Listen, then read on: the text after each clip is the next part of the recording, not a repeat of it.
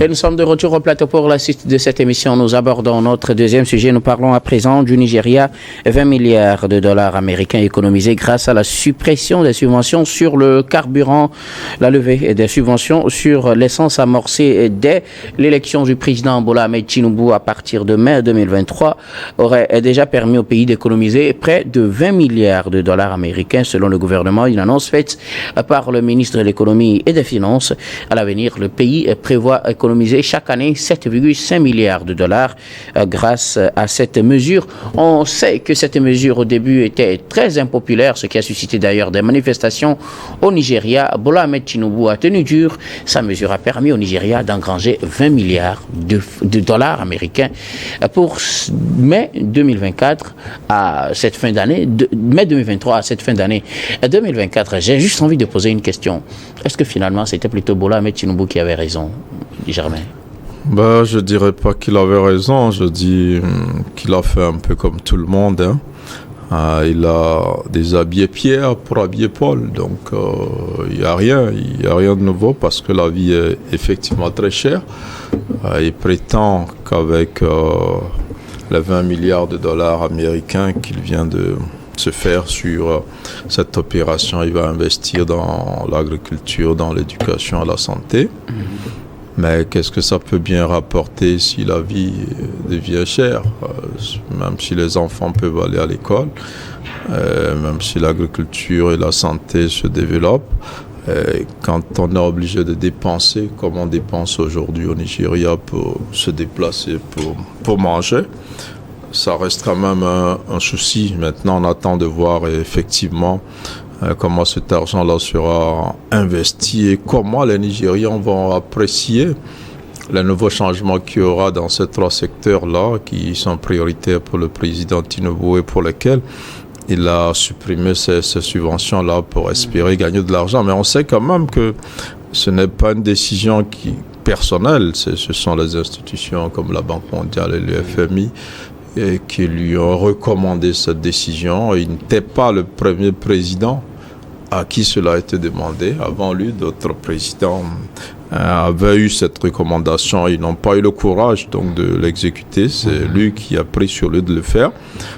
Maintenant, il annonce quelques milliards de dollars de gagner. Quand il va les investir, on verra si finalement c'était nécessaire de lever ces subventions-là et si les investissements qui se feront dans l'agriculture, dans la santé, dans l'éducation vont compenser un peu les lourdes pertes aujourd'hui avec la cherté de la vie. Est-ce que, par exemple, au niveau de l'agriculture, s'il investit, est-ce qu'il y aura des retombées qui vont réduire un peu le coût de la vie? Donc on attend quand même de voir. Mais je pense tout simplement que pour cette opération, il a créé un problème pour avoir de l'argent et résoudre d'autres problèmes. Donc pour moi, on attend de voir, après l'appréciation qui sera faite par les Nigérians, des nouveaux investissements que cet argent-là aurait permis donc à réaliser. On attend de voir, mais est-ce pour vous, on pourrait dire, Firmin, que peut-être le président nigérien Bola Ahmed Tinubu avait raison en prenant une telle disposition de supprimer les subventions sur le carburant? Non, est-ce qu'il avait raison? Moi, je ne voudrais pas qu'on n'a pas le problème comme cela. Moi, je me dis que tout d'abord, c'est un échec. Si on arrive à un président Nigeria, première grande puissance économique en Afrique de l'Ouest, Nigeria, 206 millions d'habitants, et puis le président se dit je veux un peu d'argent, 20 milliards, vous faites un peu le ratio, 20 milliards sur 200 millions, vous voyez que ça veut pratiquement rien signifier. C'est pratiquement rien. Donc quand on va investir, vous voyez, un pays si grand, quand on va investir, je pense que ça ne va pas véritablement impacter le quotidien des Nigériens. Donc pour moi, c'est une mesure qui n'a aucun sens, si vous le permettez. Ça n'a aucun sens. Ça va pratiquement rien changer. C'est que c'est le montant qui paraît mirobolant, mais si on veut le rendre un peu plus concret, ça ne veut pratiquement rien dire. Pourquoi en est-on arrivé là? Pourquoi?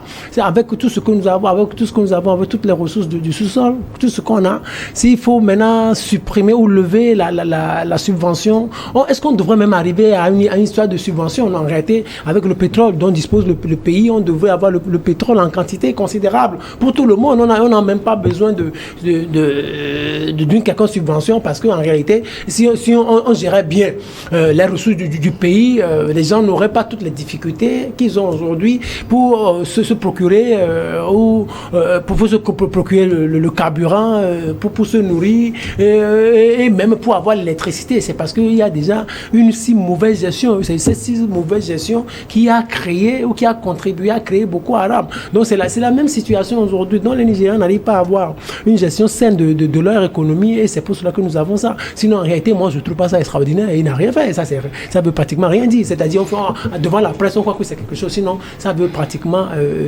rien dire. Regardez dans ce pays de pétroliers, on dit que maintenant on va mettre en œuvre ou on va réhabiliter deux grandes raffineries. Oui. Deux grandes raffineries pour permettre à tout le monde d'avoir, pour que le pétrole ne soit pas rare. Donc quand ça ne sera pas rare, donc ça sera un peu moins cher. Donc deux raffineries, après il y a une qui est déjà mise en œuvre, c'est ce qu'ils appellent Port Harcourt et d'autres autres qui vont être réhabilité et je me dis c'est au 21e siècle, en 2024 qu'on va avoir ces raffineries là. On était où? Les présidents, ses prédécesseurs étaient où? Tout ça. Donc vous voyez c'est un peu compliqué et aussi quand ce sont les institutions de Bretton Woods qui vous imposent ce genre de mesures, mais sachez que c'est ce que nous appelons ajustement structurel, c'est-à-dire ils ont leur part et ça pourquoi ils vous imposent ce genre de mesures. Ce sont des mesures qui ne permettent ça, pas. C'était une promesse politique du président Bola Ahmed Tinubu Oui, qu'il a mise en œuvre. Oui, qu'il a mise en œuvre, mais c'est-à-dire c'est des promesses qui avaient eu le soutien des institutions de Bretton Woods. On sait comment il est arrivé au pouvoir. On sait qu'il a été soutenu par les Américains. Il avait été élu et il est devenu président il est devenu président du Nigeria. Maintenant, il faut qu'il soit en phase avec les institutions de Bretton Woods. Il faut qu'il soit en phase avec ceux-là, les partenaires internationaux qui l'ont soutenu. C'est pour ça qu'il met ça en œuvre. Ça, là, vous ne pouvez pas, moi je le dis toujours à nos chefs d'État en toute humilité, vous ne pouvez pas collaborer avec les institutions de Bretton Woods, le FMI, la Banque mondiale, et prétendre vous développer. Vous ne vous développerez jamais. On va vous imposer un certain nombre de choses. Soit c'est ajustements structurels, soit des restrictions au niveau du budget, soit c'est des coupes budgétaires. Regardez ce que la Grèce a eu à vivre en 2010-2011. Regardez ce que je ne sais pas si vous vous rappelez, le FMI a donné de l'argent à la Grèce, mais on leur a imposé ce genre de choses. C'est-à-dire au niveau des retraites, il doit y avoir des coupes au niveau de la retraite, on a augmenté des impôts, les églises ont commencé par payer des impôts, les populations ont souffert, et vous rappelez même ce qui s'était passé en Italie pendant cette période-là en Italie. Ce qui s'est passé, la ministre des Affaires sociales avait dû pleurer, parce que les mesures qui leur ont été imposées par les institutions de Bretton Woods, mais c'était des mesures extraordinairement difficiles, et qui faisait saigner la population à l'époque. Donc c'est la même chose quand l'FMI et la Banque mondiale sont avec nous, quelquefois en Afrique. Non, c'est tout d'abord avoir leur profit et maintenant vous vous imposez des choses. Et maintenant ce qu'on vous impose, ce n'est pas pour vous permettre de vous développer, mais c'est pour leur permettre d'avoir leur équilibre. Ce qu'on impose aujourd'hui, 20 milliards, ça ne va rien changer sur le quotidien des Nigériens. Il revient juste au peuple nigérien, nous, aux autorités nigériennes de se dire où est-ce que nous sommes en train d'aller. Et je le dis toujours, on se développe avec de la liquidité, avec de l'intelligence et de la liquidité. Nous, pendant longtemps, nous n'avons pas pu exploiter nos ressources nous-mêmes. Qu'est-ce que nous faisons? Alors il va falloir que nous fassions venir, nous allions sur le marché international, chercher de l'argent et venir investir. Et là, on créera beaucoup plus d'emplois. Il y a Dangote qui a fait quelque chose d'extraordinaire. S'il faut avoir encore d'autres Dangote pour avoir des choses comme cela, moi je pense que ça va essayer de réduire un tant soit peu le chômage et ça va permettre à ce que l'argent circule dans le pays. On ne resterait pas ici en parlant de 20 milliards, ça qui veulent pratiquement rien dire, Guillaume. Est-ce que vous pensez que 20 milliards, c'est pas 20 milliards de francs CFA? Non, 20 milliards. C'est 20 milliards de dollars. 20 milliards sur 200 millions. Ça veut pratiquement rien dire. Est-ce qu'il faut le prendre comme ça? Oui, ça, c'est en une année. Oui, c'est une année. Oui, il faut le prendre comme ça. Regardez, quand on va investir dans l'agriculture, c'est pour tous les Nigériens, c'est pour les 200 millions de Nigériens. Et il compte engranger 7,5 milliards de dollars chaque année. Pardon? Il compte engranger désormais 7,5 milliards de dollars. 7,5 milliards. Regardez par exemple, chaque année maintenant, on prend les secteurs. Agriculture, on met combien dedans? 1 milliard ou 2 milliards? Ça va au-delà du budget. Hein. Ça viendra s'ajouter peut-être au budget. Oui, regardez, c'est-à-dire ça n'a rien à voir avec le budget. Maintenant, on divise, on prend 3 secteurs. Énergie, santé, éducation. Après... non, ils ont parlé de la santé, de l'éducation et de l'agriculture. Et de l'agriculture. Mais regardez, on divise. On peut peut-être, la santé va prendre 2 milliards, l'éducation l'éducation va prendre 2 milliards, l'agriculture va prendre 2 milliards. 2 milliards dans l'agriculture, par exemple. Dans l'agriculture, et si vous le faites comme ça, on divise par 200 millions. Par le Nigeria, ça va pas les impacter. C'est-à-dire, sur le plan économique, globalement, les Africains n'arrivent toujours pas à s'en sortir. Les chefs d'État africains n'arrivent toujours pas à s'en sortir. La meilleure des choses, si vous voulez vous développer, nous avons des ressources. Allons sur le marché international, comme le font les Français, les Américains, tout ça. Ils vont s'endetter et viennent investir, construire de grosses industries. Mais je ne sais pas si vous... Écoutez, je ne sais pas si vous suivez des films américains qu'on fait tourner maintenant. C'est-à-dire, les gens sont déjà à 2050 avec les industries, avec les grosses firmes qu'on est en train de construire, que nous aurons dans les années à venir. Suivez ce que les Chinois sont en train de faire, avec ces grosses réalisations qui sont là tous les jours. Suivez par exemple ce que les Américains sont en train de faire. Suivez leur développement, le pas sur leur développement. Regardez ce qui est en train d'être fait. Et vous savez que les gens là, ils s'amusent pas. Nous, on est où? On s'accroche au FMI, on s'accroche à la Banque mondiale et on se dit on peut se développer. Moi, je ne pense pas qu'on puisse se développer dans ces conditions-là. Parce que ces institutions ne vont jamais nous permettre de nous développer. Parce que autant on sera développé, autant on va se débarrasser d'eux et autant ils n'auront pas leur profit. Donc, tant qu'ils n'auront pas leur profit, ils vont toujours s'accrocher, ils vont toujours tout mettre en œuvre pour qu'on s'accroche à eux et pour qu'on dépende toujours strictement d'eux, ce qui ne nous permettra pas de nous développer. Merci beaucoup. À vous, Firmin Teko Agbo. Alors, Dieudonné Sewonou, le président Bola Ahmed Tinubu avait pris cette mesure à l'entame de son mandat de président du Nigeria. Ça a suscité des réactions, des critiques et même des manifestations dans son pays. Son pouvoir a failli d'ailleurs vaciller dès les débuts. On avait critiqué longtemps. Un an après, on nous annonce que le pays a pu économiser 20 milliards de dollars américains. Non mais écoutez Guillaume, j'ai l'habitude de dire qu'il y a une très grande différence entre réaliser ses rêves et satisfaire les attentes des populations. Aujourd'hui, et moi je suis de ceux-là qui n'aiment pas trop le branding des chiffres. Chaque fois, revenir au devant de la presse qu'on a engrangé tant, on a fait tel chiffre, on a fait tel chiffre. Le réel problème aujourd'hui n'est pas de savoir quelle économie le pays a, mais le réel problème aujourd'hui, c'est de comprendre quel est le niveau de vie des populations de ce pays-là. Oui, c'est vrai, vous parlez de 20 milliards de dollars américains. C'est de l'argent. Et pourtant, ce n'est pas de cela que les Nigérians ont besoin maintenant. Le Nigeria, aujourd'hui, vit à un rythme qui ne dit pas son nom. Et vous l'avez dit, des soulèvements, des manifestations, entre-temps, ont failli mal tourner. Et aujourd'hui, je ne trouve pas que Bola Tinubu vit aisément son pouvoir, parce que tout peut arriver à tout moment.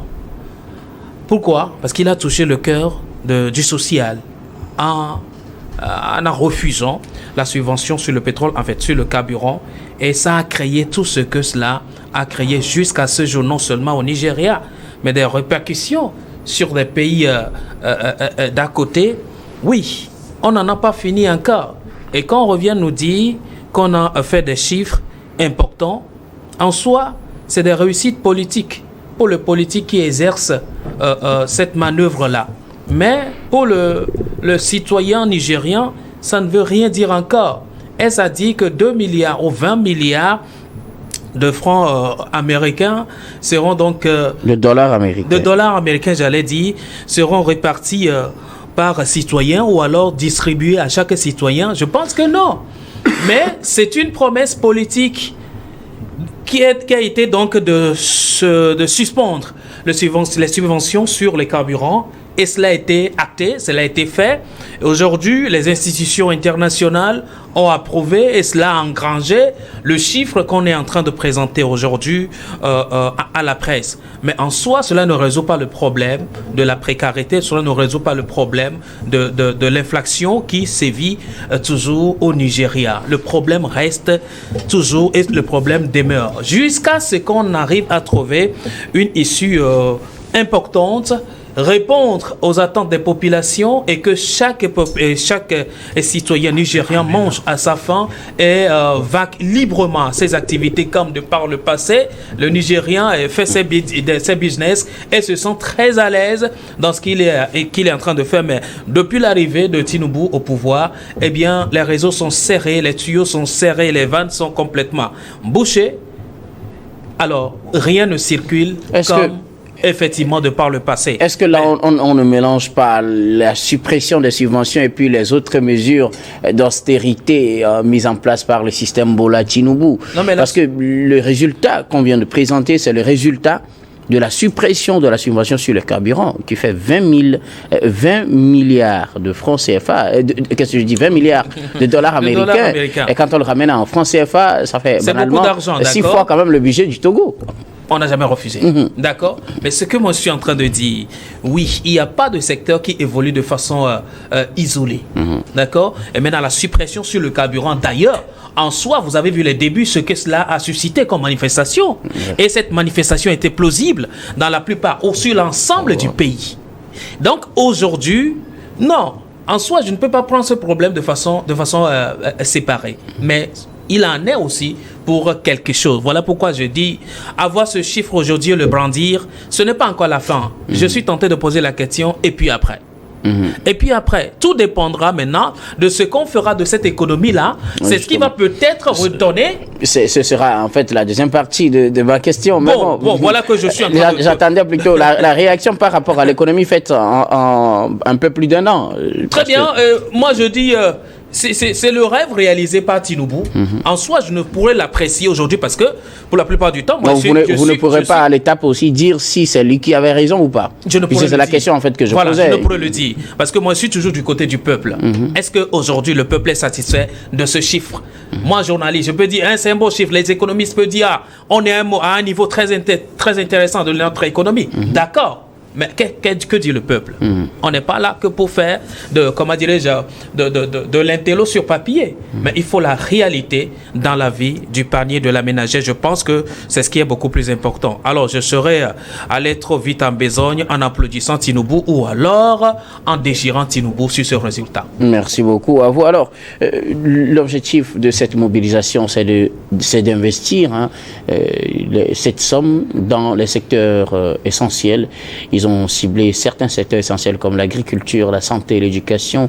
On connaît déjà la situation du Nigeria dans ces 3 domaines. N'est-ce pas là où une aubaine pour peut-être commencer une certaine résolution de certains problèmes? Oui, non, c'est vrai que c'est des domaines prioritaires. L'agriculture permettra de mieux manger, peut-être de régler une partie de la vie chère. La santé est primordiale, on sait, dans toutes les familles. Les soins de santé sont très élevés et dans plusieurs pays aujourd'hui on essaie de mettre en place le système de l'assurance maladie universelle donc pour permettre aux familles les plus défavorisées, Dieu sait qu'il y en a un peu partout en Afrique, donc de pouvoir se faire soigner. Et puis l'autre secteur c'est l'éducation qui est aussi le socle de l'édification donc d'une nation. Il faut pouvoir former les enfants, les jeunes. Pour que l'avenir soit assuré, il faut le former dans le secteur ou dans les métiers dont le pays a besoin. Donc, c'est des domaines prioritaires qui ont été bien choisis. Mais ce que nous disons, c'est après, on va attendre de voir comment d'abord cet argent qui a été mobilisé sera investi.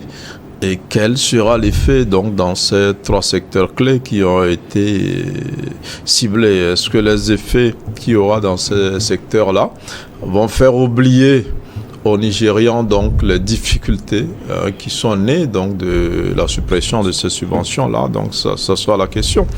Mais à mon avis, je crois que ça ne va pas changer grand-chose parce que tant que la vie restera toujours cher, même si côté agricole, on peut peut-être calmer un peu le jeu, mais on sait que dans nos pays africains, la plupart des denrées que nous consommons sont importées. Il n'y a pas de production locale qui est assez consistante pour nourrir nos pays. Plusieurs produits sont donc importés.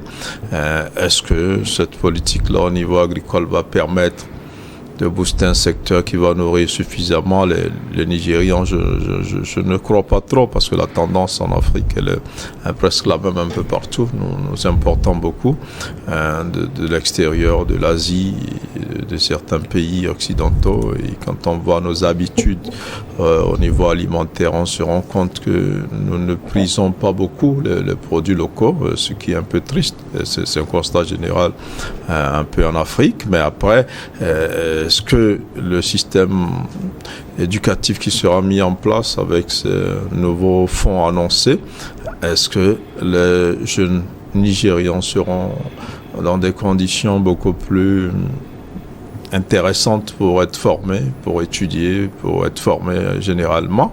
Et puis finalement, donc au niveau de la santé, est-ce que les mécanismes seront mis en place pour que les frais de santé dans des familles ne soient plus ressentis? Parce que si tel est le cas, c'est vrai que il y aura quand même un allègement donc de la souffrance de ces ménages-là. Donc on attend de voir comment seront investis ces 20 milliards de dollars et puis les 7,5 milliards que ça rapportera chaque année jusqu'à la fin donc du mandat de Tinubu. On verra si c'est une bonne opération qui finalement va satisfaire les Nigérians qui vont le renouveler, peut-être leur confiance s'il est candidat à sa propre succession. Mais je reste un peu dubitatif. Je pense que aujourd'hui, quand vous prenez certains prix sur le marché, c'est au Nigeria avec la suppression de ces subventions-là, les prix de certains produits ont été multipliés par 4. Et je ne vois pas comment il va investir dans l'agriculture, dans la santé, l'éducation pour pouvoir ralentir un peu ce choc-là qui est énorme. Donc, c'est dans plusieurs domaines, c'est assez difficile. Mais vivement qu'il trouve des solutions. Et je pense, comme je l'ai dit un peu plus tôt, que ce n'est pas une décision personnelle. C'est vrai qu'il a besoin d'argent pour investir dans certains domaines, mais c'est des recommandations de ces institutions-là qui conditionnent leur accompagnement de nos pays par un certain nombre de choses. Dans certains pays, ils vous demandent mais il faut privatiser un certain nombre de choses d'abord, avant qu'on mette de l'argent à votre disposition. Et quand on fait, après, quand on réfléchit, on se dit, mais est-ce que c'est dans l'intérêt du pays de le faire? C'est vrai que quand on voit la consommation du carburant, le Nigeria, qu'on décrivait comme l'un des plus gros producteurs de carburant, avant d'être détrôné par la Libye récemment, importait son carburant parce qu'il exporte du brut, mais sur le plan local, il n'y en a pas. Et avec la raffinerie de Dangote, je crois qu'avec les 4 autres raffineries nationales qui ne fonctionnent pas, pratiquement pas, et on espère que les choses iront beaucoup mieux et qu'on arrivera à réduire un peu le prix du carburant, parce que c'est ce prix-là qui conditionne aussi le marché, les prix sur les autres marchés. Mais encore une fois, on va attendre de voir. Les Nigérians seront les mieux placés pour apprécier les retombées que le gouvernement annonce avec ces 20 milliards de dollars et les 7,5 milliards qui seront attendus tous les ans. On verra comment tous ces fonds-là seront investis et si les Nigérians seront finalement satisfaits et oublier donc cette suppression sur les produits, sur la subvention des produits pétroliers. Alors, Firmin Kouagbo, 20 000 milliards de dollars économisés en un peu plus d'1 an et une prévision de mobilisation de 7,5 milliards de dollars par année, des recettes qui seront investies, comme l'a prévu en tout cas le système nigérian, dans les secteurs prioritaires, l'agriculture, la santé et l'éducation. Vous savez, vous avez dit quelque chose tout à l'heure quand vous posez une question à Germain Pauly, vous avez dit que c'est 6 fois le budget du Togo. Ouais. Bon, la population togolaise est à combien? 8 millions. Donc 8 millions fois 6. Il ne s'agit pas du budget du Nigeria, Oui, bien sûr, 8 millions fois 6. Moi, je voudrais savoir un peu ce qui est ajouté un peu au budget, quoi, parce que ça c'est un supplément du budget. Donc, ça veut dire 8 millions fois 6, ça fait 46 millions, 48. 8 fois 6, Oui. ça fait 48 millions. Ça veut dire, en réalité, cela va juste aider à servir 48 millions de Nigériens. Si vous le comparez au budget. Sauf que ça, c'est un supplément. C'est pourquoi j'ai précisé que ce n'était pas le budget. Le supplément va aider à gérer un peu 48 millions. Et maintenant, les plus de 100 millions qui restent, ils vont faire comment? Ça veut dire, en réalité, on a encore du boulot. On a du boulot. En fait, ce qui est important maintenant, par exemple, quand on investit dans l'agriculture, quand on investit dans la santé, les résultats ne seront pas tout de suite. L'agriculture, par exemple, ne va pas planter aujourd'hui et avoir les résultats demain. Ça veut dire peut-être c'est pour les années. Mais ce qui est important maintenant, c'est de mettre tout en œuvre pour subventionner les prix des produits de première nécessité.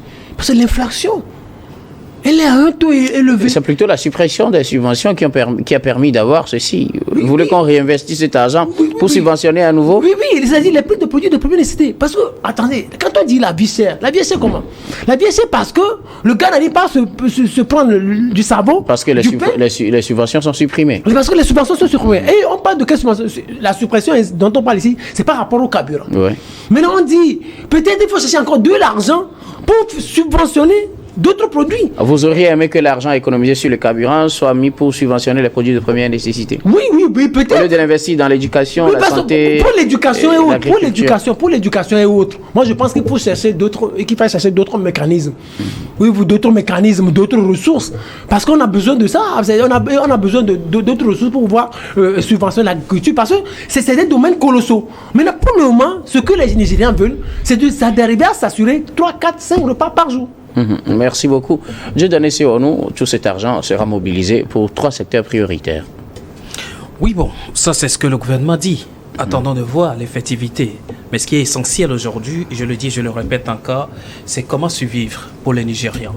Attendre l'agriculture, pour avoir des résultats sur l'agriculture, il faut au moins 2-3 ans pour un véritable ou des véritables retombées agricoles. Alors, éducation, ça c'est à long terme. Le troisième secteur, l'agriculture, l'éducation, la santé. Santé, c'est la priorité, d'accord. Maintenant, dans tout ça là, moi je trouve, en quoi est-ce qu'il faut l'urgence? C'est peut-être au niveau de la santé.